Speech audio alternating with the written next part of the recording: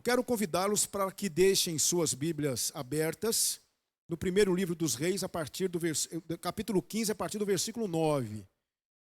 Quero pensar com vocês hoje sobre esta fração do capítulo 15, até porque os demais versículos, eles todos estão encaixados dentro daquilo que nós vamos apresentar para os irmãos no dia de hoje, não é?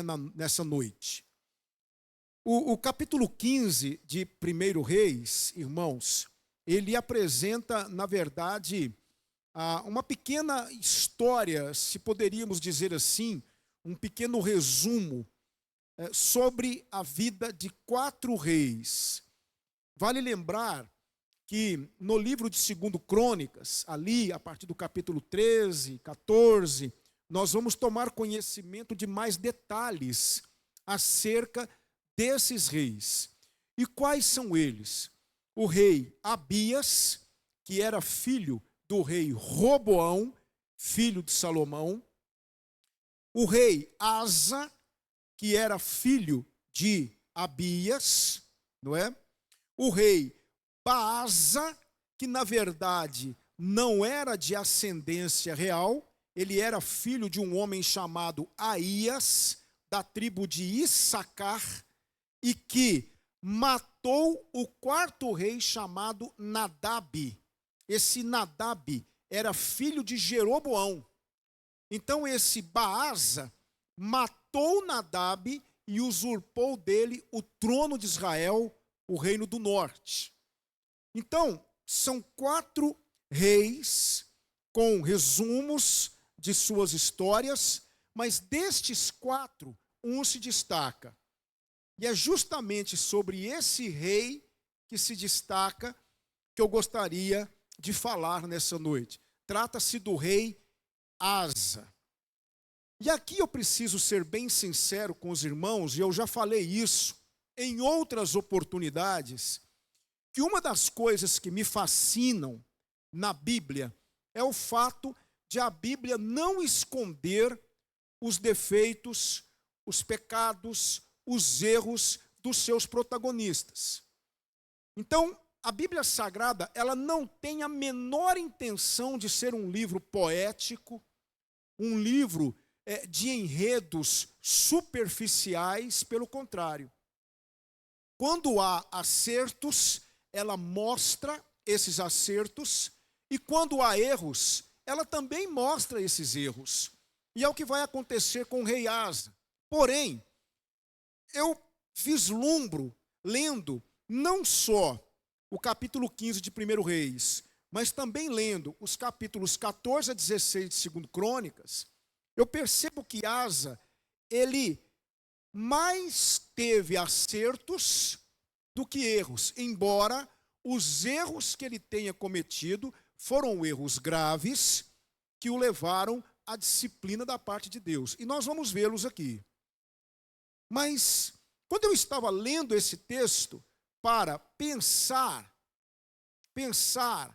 sobre o que falar com a igreja, dando sequência ao estudo dos reis, me veio o seguinte tema ao coração: quando o coração pertence a Deus.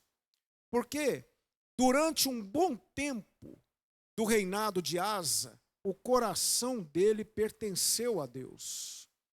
E isso foi notório em muitas atitudes que ele tomou. Agora, nos últimos 5 anos de sua vida, infelizmente, ele cometeu alguns erros.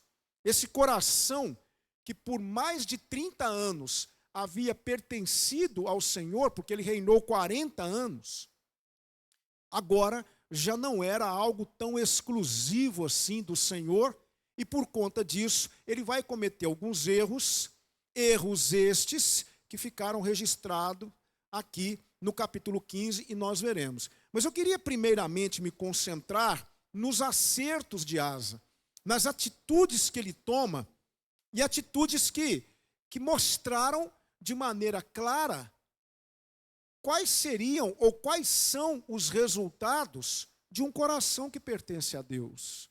Provérbios 23, 26, não está aqui o texto, mas Provérbios 23, 26, o Senhor fala assim: filho meu, me dê o seu coração. Deus quer o nosso coração, porque Ele quer trabalhar o nosso coração. E o nosso coração é mau. O nosso coração é um coração maculado pelo pecado.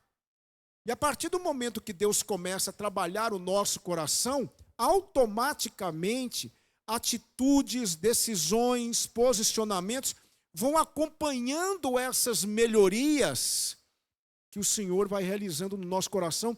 Os irmãos do grupo de louvor foram muito felizes na escolha dessa música, Renova-me.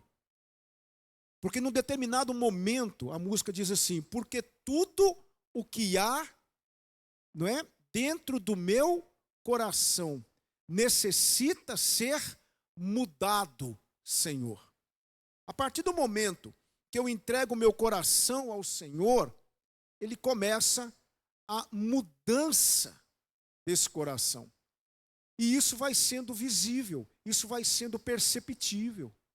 As pessoas vão observando, as pessoas vão notando. Quanto mais o nosso coração vai sendo entregue ao Senhor, quanto mais Ele vai adentrando esse coração e colocando as coisas no lugar, mais isso vai sendo refletido naquilo que eu vivo, naquilo que eu mostro, naquilo que eu faço. Então, Asa, aqui, em alguns versículos pontuais que eu irei apresentar para vocês, Asa mostrou os efeitos de um coração que pertence a Deus. E a minha oração, o meu desejo nessa noite, é que nós possamos refletir acerca do nosso coração. E termos a coragem de encarar o fato de que muitas vezes estamos falhando, não é, em reter do Senhor mais do nosso coração. Quanto mais entregarmos o coração a Deus, mais mudanças, transformações significativas acontecerão. Então, é uma entrega que eu garanto, jamais produzirá arrependimento em nós. Porque eu preciso disso. O único que pode me melhorar, me aperfeiçoar, me transformar é o Senhor. Ninguém pode fazer aquilo que o Senhor fez. Conta-se uma história muito interessante de que um dia Henry Ford estava andando na rua. Henry Ford, vocês conhecem, né? O famoso Henry Ford, fundador da fábrica Ford de carros, né, de automóveis. Henry Ford, ele havia criado, foi Ford que criou a linha de montagem. A linha de montagem, né? E ele tinha um carro muito famoso chamado Ford T. Um carro muito famoso. E um dia ele estava andando, né, na rua, e ele viu um dos seus automóveis assim, do outro lado da avenida, e o proprietário tentando mexer alguma coisa. Ele parou o carro, desceu daquele Fordinho, do Ford T, e pegou lá algumas ferramentas e disse: você está com algum problema aí? Ele disse: sim, o carro não pega, o carro é novo, mas não pega. Ok, eu quero dar uma olhada. Levantou lá o capô do carro, né? E começou a mexer daqui, mexer dali, arregaçou as mangas da sua camisa, e pega uma chave daqui, pega uma chave dali, e o rapaz lá dentro do carro, e ele disse: por favor, tente dar a partida. E o cara tentava e não conseguia dar a partida no automóvel. Ele mexeu mais algumas coisas, apertou uns parafusos aqui, mexeu alguns fios e disse: agora tente, por favor. O rapaz então apertou ali a ignição, a chave, e o carro pegou imediatamente e voltou a funcionar adequadamente. Ele foi agradecer o Henry Ford, foi pagá-lo. Ele: não, absolutamente, não precisa me pagar. Ele: não, mas eu estou aqui sozinho, praticamente no meio do nada. O senhor parou o carro na maior boa vontade, veio aqui consertar, e eu já mexi, eu tenho um certo conhecimento de mecânica, e eu estou aqui mexendo faz horas e não consigo consertar o carro. O senhor aqui em poucos minutos pôs o meu carro para funcionar. Eu fiquei impressionado, eu queria recompensá-lo. Não, absolutamente. Então tá bom, eu agradeço demais, senhor. Senhor, ele disse, Henry Ford. Aí o rapaz arregalou os olhos e entendeu o porquê dele ter conseguido consertar o carro. Porque ele era o fabricante do carro. Por isso eu digo para vocês que só existe um que pode nos consertar, é o Senhor. Porque foi Ele que nos fez. E Ele sabe exatamente quais são os defeitos do nosso coração. Por isso a melhor coisa que eu tenho para fazer é entregar o meu coração a Deus. E foi isso que Asa fez. E como consequência disso que ele fez, ele tomou algumas atitudes no seu reinado que ficaram registradas no capítulo 15. E eu queria pensar sobre algumas coisas que ele fez, e nós vamos aprendendo aqui, vamos entendendo aqui como é que nós nos encaixamos nessa narrativa, não é? Em primeiro lugar, Asa teve coragem de abolir a imoralidade sexual e a idolatria que haviam se estabelecido em Judá. Veja comigo versículos 11 e 12. E Asa fez o que era reto aos olhos do Senhor, como Davi, seu pai. Porque tirou da terra os sodomitas e removeu todos os ídolos que seus pais fizeram. Deu um probleminha aqui? Não, agora voltou. Tirou da terra os sodomitas. Quem eram os sodomitas? Os sodomitas eram aqueles que praticavam, não é, toda sorte de imoralidade sexual oriunda da cidade de Sodoma. Vocês conhecem a história, está lá em Gênesis. Então isso se espalhou pela terra, principalmente entre os cananeus, e Israel havia se entregado também às práticas sodomitas. E principalmente o reino de Judá, porque Roboão não refreou isso. Roboão permitiu que isso se alastrasse no reino do sul, bem como a idolatria. A própria sodomia, por si mesmo, já é uma idolatria. Então, Asa, como prova de que o coração dele pertencia a Deus, teve coragem de combater, de abolir toda sorte de imoralidade sexual e de idolatria que se faziam presentes no Reino do Sul. Não é?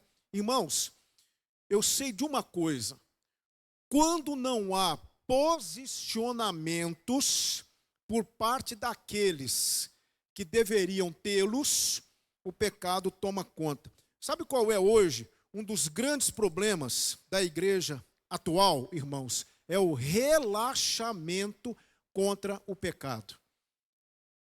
Relaxamento. Quem é o povo na terra que precisa se posicionar contrário ao pecado? Esse povo é a igreja de Jesus. Mas, infelizmente, muitos daqueles que deveriam se posicionar contrários a determinadas práticas têm dado a mão à palmatória e têm cedido à pressão da sociedade e têm simplesmente perdido a identidade e se desconfigurado completamente. É uma vergonha o que anda acontecendo hoje no seio da igreja evangélica brasileira. É uma vergonha. E eu nem vou falar da Europa, porque a Europa praticamente não existe mais. Na Europa, praticamente não há mais cristianismo. A Europa já é considerado um continente pós-cristão. O cristianismo praticamente está extinto, justamente no berço do protestantismo. O cristianismo na Europa está completamente gélido e são, assim, pouquíssimos, mas pouquíssimos cristãos que ainda mantêm essa centelha da vivacidade no coração. Por isso que a Europa hoje tem se constituído um vasto campo missionário, porque nós estamos observando que por conta do liberalismo, principalmente, olhe como que o liberalismo é nocivo para a fé cristã, e o liberalismo já está adentrando muitas igrejas no Brasil. A Europa já é considerado um continente pós-cristão. E quando não há confrontação de pecado, quando não há posicionamento contra o pecado, ele domina, irmãos. Roboão, ele simplesmente se calou, permitiu que tudo aquilo dominasse a terra, e agora Abias, por conseguinte, também, e agora Asa, porque o coração dele pertencia ao Senhor, ele vai se posicionar e vai abolir toda sorte de imoralidade sexual e de idolatria presente no Reino do Sul. Quando o nosso coração pertence a Deus, irmãos, não há espaço para o pecado. Um coração que pertence a Deus nunca irá olhar com naturalidade o pecado. Observem para vocês verem a tentativa, a insistência da mídia, dos meios seculares, para tentar convencer a sociedade que aquilo que outrora era pecado, agora não é mais. Eles estão colocando na mente das pessoas que pecado é você não usufruir daquilo que o mundo te oferece. Tem uma frase de Thomas Adams que diz assim: o pecado é a força da morte e a morte da força. Esse é o pecado. E o pecado tem batido a porta das nossas igrejas, tem batido a porta das nossas casas. O pecado está presente em todos os lugares. Me lembro do que Deus falou para Caim: o pecado jaz à porta. E ele realmente está mais presente, mais perto de nós do que imaginamos. E é papel da igreja se posicionar, se manter firme contra a investida de Satanás, que quer disseminar o pecado e torná-lo natural. A romantização, a glamorização do pecado é uma coisa frequente no nosso dia a dia, frequente, irmãos, em muitas mentes pensantes. É isso que me preocupa. Há muitas mentes pensantes nesse Brasil que poderiam estar lutando do lado da igreja e agora se voltaram contra ela. Muitas mentes pensantes, pessoas inteligentíssimas, que poderiam estar do nosso lado combatendo contra o pecado, mas estão do lado de lá atirando pedras em nós. E eu poderia aqui citar nomes, mas não vou fazê-lo, porque senão eu corro o risco de ser processado, eu corro o risco de ter o canal bloqueado e um monte de coisa, porque hoje, vocês sabem, não é? Estamos aí debaixo de uma nova realidade e temos que ter muito cuidado, sermos simples como as pombas e prudentes como as serpentes. Mas, irmãos, como tem sido difícil, cada vez mais difícil, defender a nossa fé, até mesmo entre evangélicos. Até mesmo entre evangélicos, que já estão com as suas mentes totalmente contaminadas.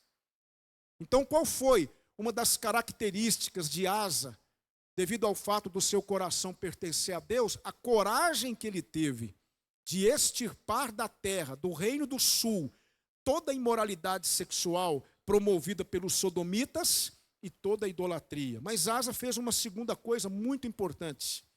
Em segundo lugar, Asa foi imparcial. Leia comigo o texto, versículo 13. Veja só. E até a Maaca, acho que é Maaca, né, gente? Deve ser Maaca. Sua mãe removeu para que não fosse rainha. Por quê? Porquanto tinha feito um horrível ídolo a Azera. Também Asa desfez o seu ídolo horrível e o queimou junto ao ribeiro de Cedron. Irmãos, o coração de Asa estava tão entregue ao Senhor que até mesmo sua mãe foi afetada por seu zelo. Ela foi deposta do título de rainha-mãe e seu ídolo queimado. Quando nos tornamos parciais, não podemos servir ao Senhor. Uma característica de um coração que pertence a Deus é a capacidade que esse coração tem de colocá-lo, ele, o Senhor, acima de tudo e de todos. Essa é uma característica daquele coração que pertence a Deus. Nada, nem ninguém é mais importante do que o Senhor.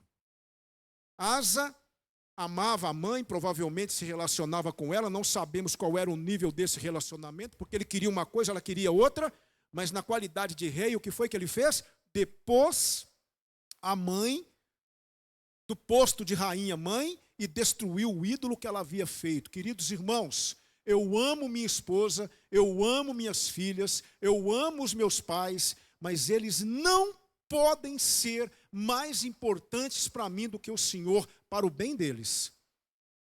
Feliz é a família, feliz é a esposa, são os filhos, é o marido, quando estes são colocados em segundo lugar e Deus em primeiro. Quando Deus está no topo, quando Deus é o maior, quando Deus é o mais importante, eu amarei minha esposa da maneira certa, eu amarei meus filhos da maneira certa, você, irmã, amará seu marido da maneira certa, porque haverá equilíbrio no nosso coração. Asa amava a Deus mais do que sua mãe. Esse tem que ser o nosso objetivo. Deus tem que ser mais importante para mim do que as minhas filhas, do que a minha família. E eu não posso ter medo de pedir isso a Ele. Eu não posso ter medo. Há aqui pelo menos 2 textos que Jesus nos apresenta, muito contundentes. Eles são muito similares, mas eu gostaria de apresentá-los para vocês. O primeiro texto está em Lucas, capítulo 14, versículo 26, que diz assim, preste atenção, se alguém deseja seguir-me e ama a seu pai, sua mãe, sua esposa, seus filhos, seus irmãos e irmãs, e até mesmo a sua própria vida, mais do que a mim, não pode ser meu discípulo. Quem é que está falando isso? Jesus Cristo. Agora veja Mateus 10:37, é muito parecido. Quem ama seu pai ou sua mãe mais do que a mim, não é digno de mim. Quem ama o filho ou a filha mais do que a mim, não é digno de mim. Eu não posso permitir que pessoas, ou quem quer que seja, próximas ou não, consanguíneas ou não, sejam mais importantes para mim do que o Senhor. Deuteronômio capítulo 6, versículos 4 e 5, o chamado Shema de Israel, não está aqui, mas Moisés diz assim, ouve, ó Israel, o Senhor nosso Deus é o único Senhor. E aí ele diz, amarás, pois, o Senhor teu Deus de todo o teu coração, com toda a tua alma e com todas as tuas forças. Ele repete o advérbio 3 vezes. É tudo. Aí eu pergunto para esse povo reunido aqui nesta noite, e eu me incluo, temos amado o Senhor mais do que nossa família, mais do que nossas esposas, mais do que nossos filhos? Porque se isso não estiver acontecendo, o meu coração não será totalmente do Senhor, e eu me tornarei parcial. Então eu aprendo isso com Asa. Era a mãe dele, mas a mãe dele pecou, a mãe dele errou e ele se posicionou. Mesmo sendo a mãe dele. Mas eu aprendi uma terceira coisa aqui com Asa, como consequência desse coração que pertencia ao Senhor. Em terceiro lugar, Asa não foi mesquinho. Veja comigo o versículo 15. E a casa do Senhor trouxe as coisas consagradas por seu pai e as coisas que ele mesmo consagrara, prata, ouro e vasos. Eu sei, antes de você falar, daqui a pouquinho nós vamos ver um dos erros de Asa, e ele vai pegar tudo isso de volta. Mas nesse momento, o coração dele era totalmente do Senhor. E eu aprendo essa lição. Provérbios 11, 25 nos diz assim, a alma generosa prosperará, e aquele que atende também será atendido. Trago para vocês um texto que nós estudamos aqui há um tempo atrás, 2 Coríntios 9, 6 a 12, palavra do Senhor. E digo isto, que o que semeia pouco, pouco também ceifará. E o que semeia em abundância ceifará. Cada um contribua segundo propôs no seu coração, não com tristeza ou por necessidade, porque Deus ama o que dá com alegria. Agora preste atenção, irmãos. E Deus é poderoso para fazer abundar em vós toda a graça, a fim de que, tendo sempre em tudo toda a suficiência, abundeis em toda boa obra. Conforme está escrito, espalhou, deu aos pobres, a sua justiça permanece para sempre. Ora, aquele que dá a semente ao que semeia, também vos dê pão para comer, e multiplique a vossa sementeira, e aumente os frutos da vossa justiça, para que em tudo enriqueçais. Preste atenção nisso, igreja. Para que em tudo enriqueçais, para toda a beneficência, a qual faz que por nós se deem graças a Deus, porque a administração deste serviço não só supre as necessidades dos santos, mas também é abundante em muitas graças que se dão a Deus. Irmãos amados, o povo de Deus precisa investir na obra de Deus. Quanto mais o nosso coração pertence a Deus, mais liberais nos tornemos, no sentido de dar, no sentido de ajudar, no sentido de estender a mão. É impressionante hoje, e eu falo isso, irmãos, não apontando o dedo, nem julgando ninguém, mas é impressionante a coragem que muitas pessoas têm de receber tudo do Senhor e não entregarem nada ao Senhor. É muita coragem. É muita coragem. E isso denota uma coisa. O que é que denota, pastor? Que o seu coração não é totalmente do Senhor. Porque quando o coração ele pertence a Deus, irmãos, o nosso bolso pertence também, a nossa conta bancária também pertence. É chato ficar falando disso, mas o texto está nos mostrando isso. Asa, ele entregou prata, ouro, joias preciosas na obra do Senhor, porque o coração dele o impelia a isso. Amados irmãos, é o maior investimento que nós podemos fazer quando nós investimos na obra de Deus, quando nós não somos mesquinhos para com Deus. Uma igreja liberal, uma igreja generosa, é uma igreja abençoada pelo Senhor.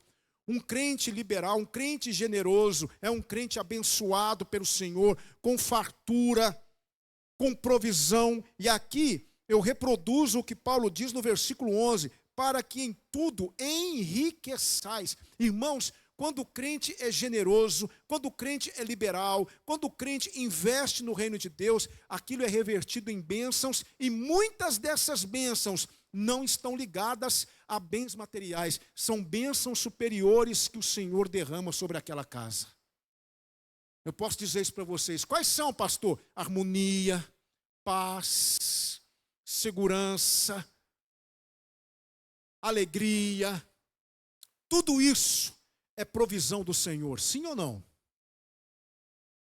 Então, eu vejo em Asa uma demonstração de que o coração dele pertencia a Deus por conta da liberalidade de Asa. Liberalidade de Asa. Tem uma frase de William Plummer que diz assim: aquele que não é liberal com o que tem, simplesmente engana-se a si mesmo quando pensa que seria liberal se tivesse mais. Em quarto lugar, irmãos, qual foi uma atitude de Asa que demonstrou que o coração dele pertencia a Deus? Asa confiou no Senhor. Aqui eu vou lá para 2 Crônicas, capítulo 14. Um homem chamado Zera, que era um etíope, veio contra Judá com um exército de 1 milhão de soldados e 300 carros de guerra, lutar contra Asa e seu exército, que embora numeroso, era bem inferior ao exército de Zera. O que foi que Asa fez? Ele não arrancou os cabelos, ele não ficou desesperado. Aqui, o coração dele ainda pertencia ao Senhor. O que foi que ele fez? Ele clamou ao Senhor, ele orou ao Senhor por ajuda. Está lá em 2 Crônicas, capítulo 14, versículo 11. Veja só.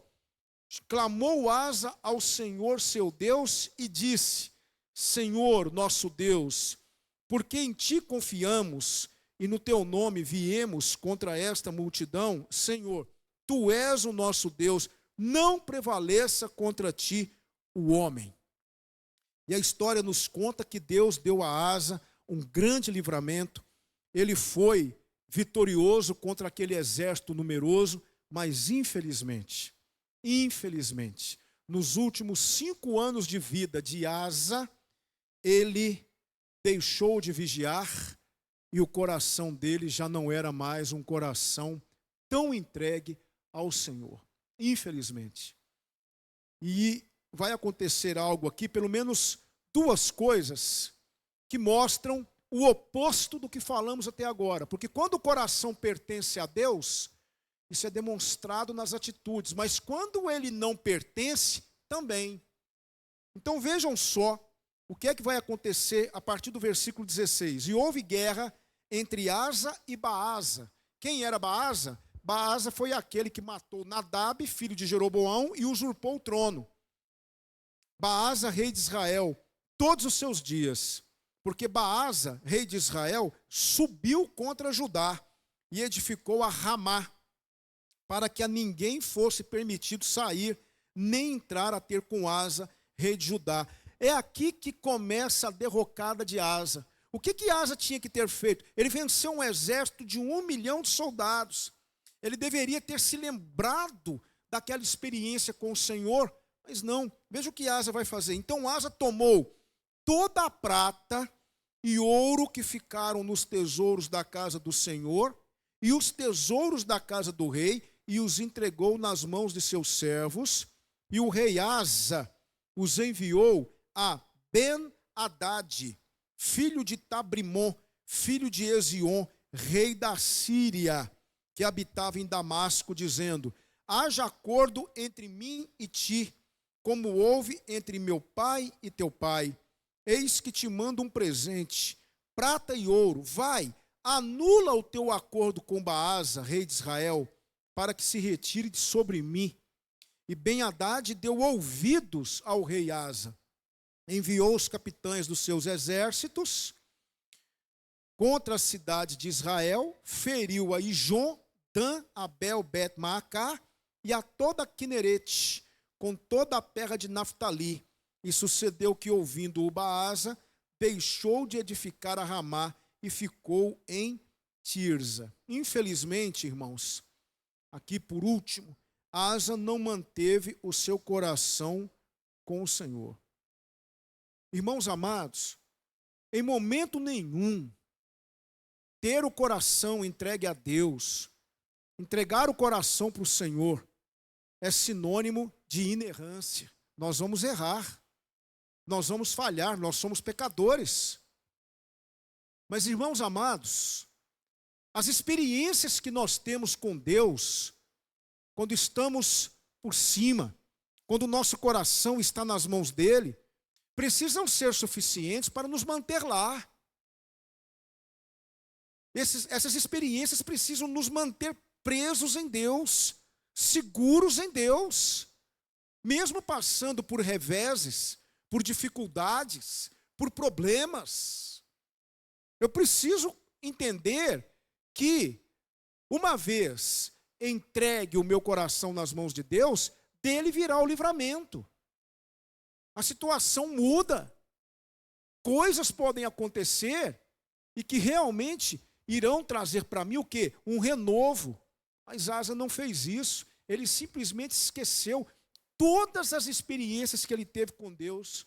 E como se não bastasse tudo isso, no final da vida dele, o Senhor o disciplinou e ele ficou enfermo dos pés. Ele teve uma enfermidade terrível nos pés. O que é que ele faz? Ao invés de procurar o Senhor para ser curado ou para ter um livramento do Senhor, e Deus deu a ele tempo para isso, ele procura pelos médicos. Ah, pastor, mas que mal tem nisso? Bom, nós temos que entender que naqueles tempos a medicina não era como a medicina de hoje. Naqueles tempos, médicos estavam relacionados a curandeiros, feiticeiros, encantadores. Então Asa deixou de buscar o Senhor e foi buscar os encantadores. Veja o declínio de Asa, irmãos. E o que foi que Deus fez? Deus mandou um profeta chamado Anani repreender Asa. Ele ficou furioso e quis prender o profeta nos últimos 5 anos de vida desse rei. Então observe que quando o coração pertence a Deus, isso vai produzir atitudes e vai me levar a decisões que agradam a Deus. Mas quando o coração deixa de pertencer ao Senhor, eu farei coisas que desagradarão ao Senhor, irão desagradar ao Senhor. Eu quero aprender com vocês algumas coisas aqui, e caminho para o final. Quero aprender pelo menos 3 lições. Vou falar uma frase e uma cristologia, para que nós possamos encerrar. A primeira coisa é uma pergunta: a quem pertence o seu coração? O seu coração é de quem? É do Senhor? Eu não estou dizendo que ele é perfeito, que está tudo às mil maravilhas, não. Mas o seu coração está nas mãos de Deus? O seu coração pertence a quem? Quem hoje está no topo da sua lista? Quem hoje é o mais importante para você? É o Senhor? É a sua família? É você mesmo? É o seu trabalho? É o seu dinheiro? Seus amigos? Quem hoje ocupa o primeiro lugar na sua vida? A quem pertence o seu coração? Quem tem a maior parte de você? É a primeira coisa que eu quero aprender aqui. A segunda coisa que eu aprendo: mantenha seu coração firme em Deus e não permita que as circunstâncias mudem sua configuração. Asa, por um bom tempo, se manteve fiel, mas deixou de vigiar e, de repente, seu coração não era mais do Senhor. Cuidado, ande sempre em linha reta com o Senhor, ainda que a estrada seja sinuosa. Não permita que as dificuldades e problemas te afastem do Senhor. Nós estamos vivendo hoje o tempo da inconstância, o tempo das lembranças, o tempo onde você percebe que muitos já pararam a caminhada, já pararam a corrida, e se não pararam, estão quase parando. Então, dificuldades virão, circunstâncias virão, mas mantenha o seu coração firme em Deus. E a terceira aplicação: cuidado com as amizades negociáveis. O mundo está cheio de bem-adades, pessoas interesseiras, materialistas, falsas, dispostas a quebrar promessas, que contribuirão, preste atenção, contribuirão para a sua ruína espiritual. Afaste-se delas. Se você quer continuar buscando o Senhor e entregando seu coração a Ele, certas amizades e alianças só irão atrapalhá-lo. Às vezes, precisamos ter coragem de nos afastar daqueles que mais nos prejudicam do que nos ajudam. Quem foi ou a quem Asa buscou para auxiliá-lo contra Baasa? Ben-Hadad, que era o quê? Aliado de Baasa. E aí, Asa ofereceu uma quantia financeira mais consubstancial para ele. Ele abandona Baasa e vai ajudar Asa naquele empreendimento militar contra o Reino do Norte. Isso só fez Asa se afastar ainda mais do Senhor. Irmãos amados, existem pessoas que Deus coloca na nossa vida para nos acrescentar, para nos fortalecer. e para nos fazer subir. Mas existem pessoas que o diabo coloca na nossa vida para nos fazer descer e nos afastar de Deus. Nós temos que pedir a Deus discernimento para entender quem pode fazer parte da minha vida e quem não pode. Existem pessoas que estão nesse mundo para nos afastar de Deus. Eu me lembro, se vocês me permitem, quando eu me converti, em 1988, eu tinha alguns amigos, colegas, com os quais eu convivia e eu me relacionava no meu dia a dia. E quando eu me converti, eu me lembro que um deles, ele me desmereceu na frente de todas as pessoas. E todos os meus amigos, com exceção de um, foram contrários à minha conversão. E começaram a rir e zombar da minha decisão e começaram a me ridicularizar porque eu havia tomado a decisão de seguir a Cristo. Irmãos, foi uma coisa que aconteceu sem eu fazer esforço. A palavra de Deus diz uma coisa muito interessante, não é? Que comunhão tem a luz com as trevas. O que aconteceu? Foi automático. Eu não conseguia mais conviver com eles e eles não conseguiam conviver comigo. Eu me afastei, direcionei a minha vida para a igreja. A minha vida agora, ela adquiriu uma nova configuração. Era casa, trabalho, trabalho, casa, casa, igreja, igreja, casa. Pouco tempo depois, nós vendemos a casa no bairro onde morávamos, onde eu me converti, e fui morar num outro bairro. E ali eu fiquei de 1992 até 2002, quando me casei e fui me transferir para um outro bairro da cidade. E durante esses 10 anos que eu fiquei nesse bairro, eu não tinha um amigo sequer para parar na esquina e bater um papo. A minha rotina era uma só. Deus não permitiu que eu me relacionasse com pessoas que eu tenho certeza poderiam prejudicar a minha caminhada. Quando o nosso coração está entregue nas mãos de Deus, até nessas questões o Senhor nos auxilia, nos dando discernimento de quem ou com quem eu posso ou eu não posso me relacionar. E aqui eu digo, existem pessoas que não irão contribuir para o seu progresso espiritual. E se não está contribuindo para o seu progresso espiritual, afaste-se. Porque é melhor você estar em pé diante de Deus, às vezes sozinho, do que cercado, rodeado de amigos, caído diante de Deus. Isso é uma coisa muito séria. Então observe que Ben-Hadad, ele contribuiu para que Asa se afastasse ainda mais do Senhor. Aceitou suborno, aceitou o pagamento de Asa, e Asa foi só se distanciando do Senhor. Cuidado com isso, irmãos. Tem uma frase que diz assim: amizades falsas não devem nos ferir, porque quem é de mentira, o destino se encarrega sozinho. Tem uma cristologia aqui, e eu termino. Qual que é a cristologia? O que eu aprendo de Jesus Cristo aqui? Uma das coisas que podemos aprender com Cristo é que ele nunca se deixou levar por momentos. Sua obediência a Deus não foi circunstancial e seu coração era totalmente do Senhor até o fim. Se tem uma coisa que Cristo nos ensina é constância. Ele enfrentou tudo e todos. A palavra de Deus diz: tendo Cristo amado os seus, amou-os até o fim. Ele nunca se desviou, ele nunca deixou de cumprir os propósitos do Pai. Ele e o Pai, o tempo todo, ligados um no outro. Essa constância de Cristo nos ensina. Entreguemos o nosso coração para o Senhor, irmãos. A igreja precisa disso. A igreja precisa de crentes cujo coração pertence a Deus.